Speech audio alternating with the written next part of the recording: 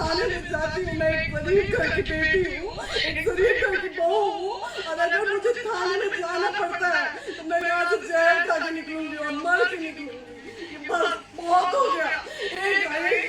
एक बाप की बेटी को आप लोग सरेआम घसीट रहे हैं। ये अच्छा है? आप करें इंसाफ, क्योंकि आप लोगों के कहने पे, सिर्फ आप लोगों के कमेंट की वजह से मैं यहाँ पे आई हूँ। आप लोगों ने कहा था कि भाभी जाइए आप, हम देखेंगे आपको कौन निकाला है। मैं बाहर छोड़ के इंसाफ मांग रही हूँ आप लोगों से, दीजिए मुझे इंसाफ। दिखाओ दिखाओ, जब तक नहीं वो ऐसे ही आएगा।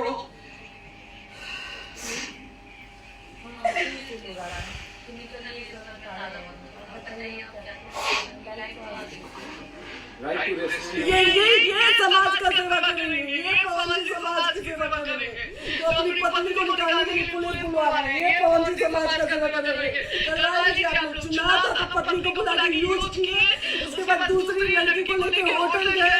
जब चुनाव के बाद सब पूछता था ना कि चुनाव के बाद में क्यों आ गए अपने घर पे, क्यों आ गए? क्योंकि चुनाव के बाद 20 दिन बाद पहुंची हमारे सामने एक लड़की को लेकर होटल गए थे। हम नहीं बर्दाश्त कर सकते थे पत्नी होने के नाते, इसलिए हम चले गए थे यहाँ से। और ये कौन सी इंसाफ करेंगे? करिए आप लोग। आप लोगों की भी बहन बेटी के साथ जब ये सब होगा ना तब पता चलेगा आप लोगों को। एक सेकंड मैडम, चोरी नहीं कर रही हूँ, आप भी रिकॉर्ड कर रही है, आप भी रिकॉर्ड कर रही है, चोरी नहीं कर रही हूँ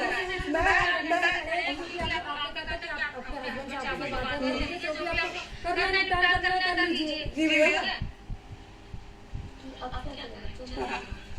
हाँ, आपको जो पूछना है सवाल करेंगे। आप ही हम थाने क्यों जाए? हमारे खिलाफ FIR है। हाँ तो FIR है, वारंट है, हमको अरेस्ट करके ले लेंगे। ऐसे में नहीं करेंगे। और ये मेरा हस्बैंड क्या करे, आप नहीं कर सकते हैं, लॉस नहीं कर सकते हैं। राइट टू प्रॉपर्टी आपको पता होगा, बहुत ज्यादा फिनिश ना हो आप जब तक कोई चीज डिस्प्यूट होती है किसी चीज में तो कोई एक दूसरे के घर में नहीं आता। ठीक है, आपको पता आप कोई भी नहीं है भाई। हां तो भाई तो जो मर्जी की तो आप हम आप ना हमारे लॉयर से बात कर रहे हैं, आप हमारे लॉयर से तो बात करिए। हाँ, अगर जो बोलेंगे कि नहीं हमारा नहीं रुक सकते, नहीं रुकेंगे, हम चले जाएंगे। किसको बुला रहे हैं? हमारे लॉयर नहीं है ना अवेलेबल। आप टाइम दीजिए, हम बुलाते हैं। आप टाइम दीजिए, हम बुलाते हैं।